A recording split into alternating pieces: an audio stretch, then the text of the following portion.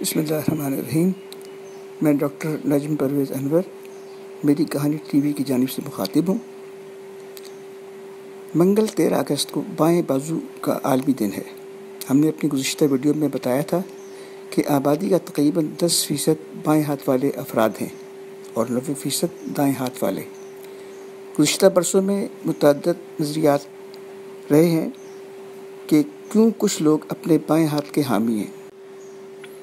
پچھلے سال شائع ہونے والی ایک تحقیق میں بتایا گیا ہے کہ دائیں یا بائیں ہاتھ کا دماغ سے کچھ تعلق نہیں ہے، اس کے بجائے اس کا تعین آپ کے رحم میں رہتے ہوئے ریڑھ کی ہڈی میں جین کی سرگرمی سے ہوتا ہے۔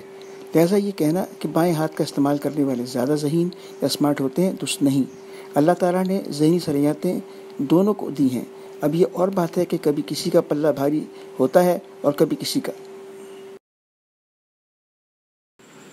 اگر آپ کو ہماری مختصر ویڈیو پسند آئی ہے تو ہماری کہانی ٹی وی کو لائک، سبسکرائب اور شیئر کریں اور بیل آئیکن کو پریس کریں تاکہ آئندہ آنے والی ہماری تمام ویڈیوز آپ کو باقاعدگی سے ملتی رہیں۔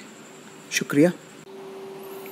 میری کہانی ٹی وی کی پیشکش، میری کہانی ٹی وی پروڈکشن۔